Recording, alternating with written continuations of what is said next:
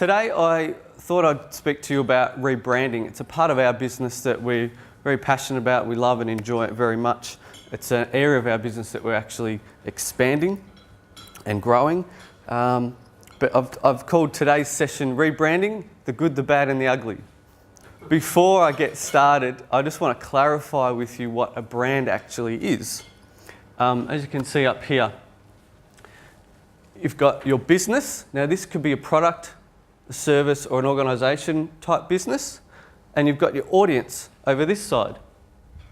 Your branding for your business or anyone's business is everything in the middle. So it's everything that your business communicates about your business. It's your tone of voice, it's your personality, it's the flowers in the reception, it's everything.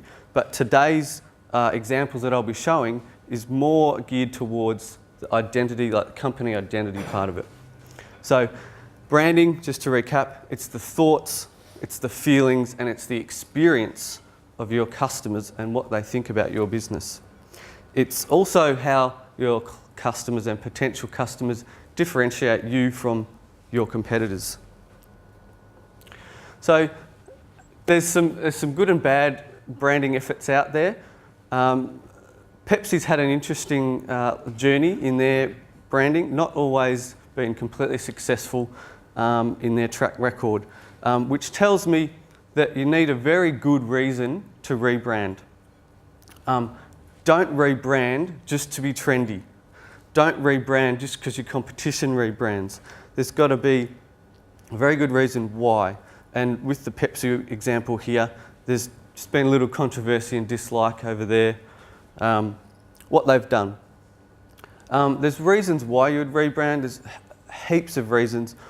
One would be, or the most common would be that the company identity is a little bit old and tired, needs a bit of a refresh. Another reason would be for more larger corporations or companies that the sales are lagging.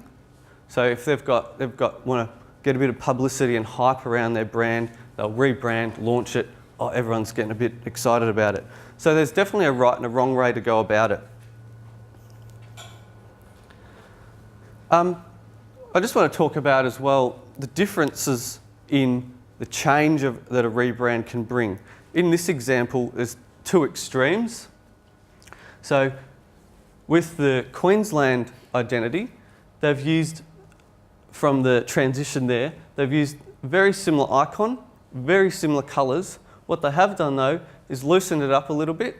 It's a lot more relaxed and fun, which is exactly what Queensland is about, holidaying and travel. And they've done it very successfully, but quite similar in the way it's presented, versus the City of Melbourne logo, which is an extreme change. Does anyone remember actually seeing this logo around? Yep. It can be risky doing a change that much, but they did a lot of research and probably had a solid business case. I'd say for people coming into Melbourne, it demonstrates Melbourne quite well. I reckon it's a great shift from what it was. Okay, brand evolution.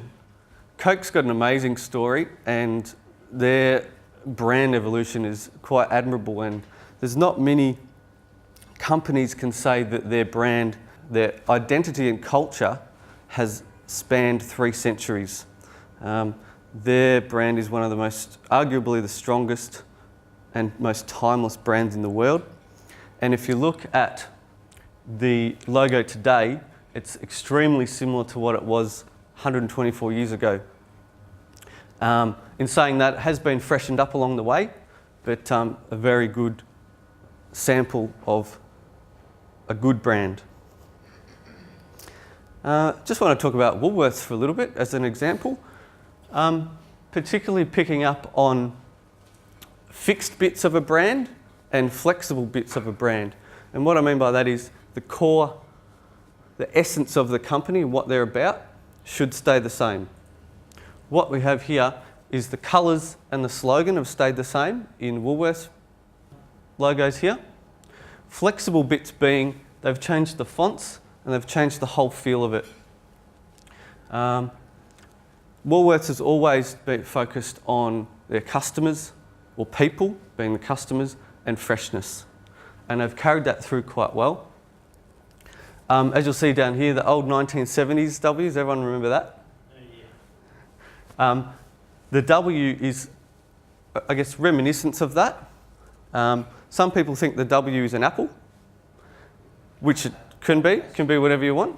It's also the W, but it's also, if you look in the negative part in the white area, it's actually a person as well, outstretched arms. Not many people know that. Very clever. So, another good, has anyone's experienced of Woolworths changed since they rolled out their whole new change in the stores? What do you mean? Consciously felt different going into a store, or consciously noticed something different? You haven't been able to find the local Safeway anymore. Yeah. They've also changed their layouts. Layouts in the store. Exactly, yep. It's a lot darker inside the store. They've painted a lot of the roofs charcoal. There'll be a reason, good reason why. It's a lot more inviting and friendly, I think. Yeah, it's not white. Anyway, good example. Another reason why you would rebrand is to reposition the business if the business is changing its direction, targeting new clients or new audience, and that's exactly what Virgin Australia have done. They've had the 4 different categories of their business, which did look a little bit messy and inconsistent, and they've tidied it up, encompassed it all into the one Virgin Australia logo. So the reason why they did that is they were targeting, or they were a low-cost airline. They've now repositioned themselves as a professional carrier, targeting the business and corporate market. And I think they've done it quite well, and Richard Branson thinks so too.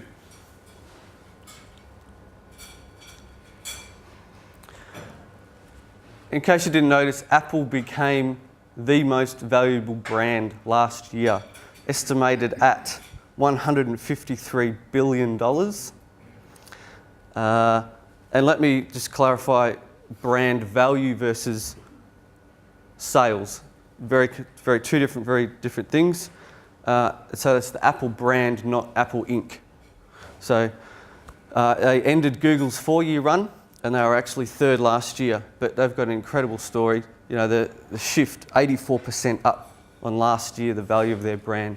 So amazing marketing and branding. And one of the things we do with our clients when we're doing a rebrand is not just rebrand, here you go. We actually help them implement into the different areas of their business. So stationery, administration, signage, vehicles, promotional, marketing and sales, and a style guide if they need it. It's no good giving them something and not telling them how to use it properly. So we try to make that flow through, make it work for them, plan it out so it all works, goes smooth.